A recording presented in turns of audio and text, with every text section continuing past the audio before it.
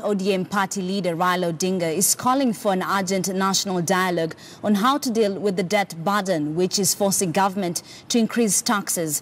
Now, Odinga says the country is hurting and the burden is too heavy for Kenyans to bear. As National Assembly Minority Leader John Mbadi calls for members of parliament to marshal the required two-thirds majority to overrule the president in the event he assents to the controversial bill.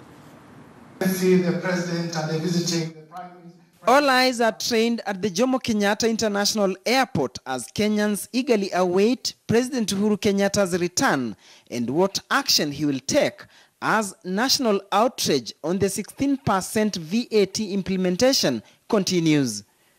ODM Party leader Raila Odinga is once again demanding for national dialogue, saying the center can no longer hold. Our country is hurting. The burden is too heavy for our people to bear.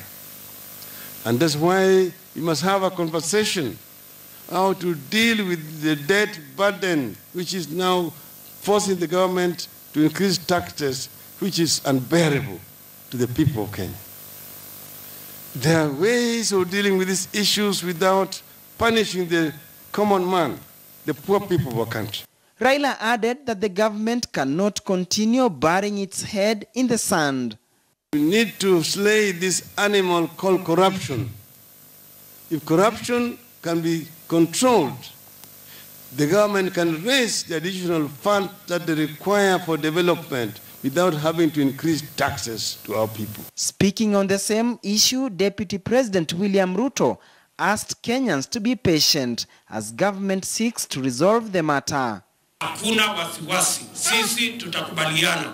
We are a responsible government that understands the needs of development of our nation and the balance between those needs and every other citizen being brought along and their issues being addressed as we go into the future. People forget very fast. In 2013, the reason why that law was passed because of tyranny of numbers of the Jubilee team. I remember we opposed the amendments to the VAT Act. The National Assembly Minority Leader John Mbadi is of the view that members of the National Assembly hold the key to the rising prices.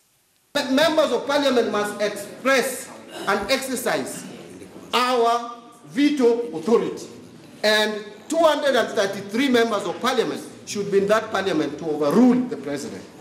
And any MP who will not appear in Parliament that day, the voters should take note and send that person packing in 2020.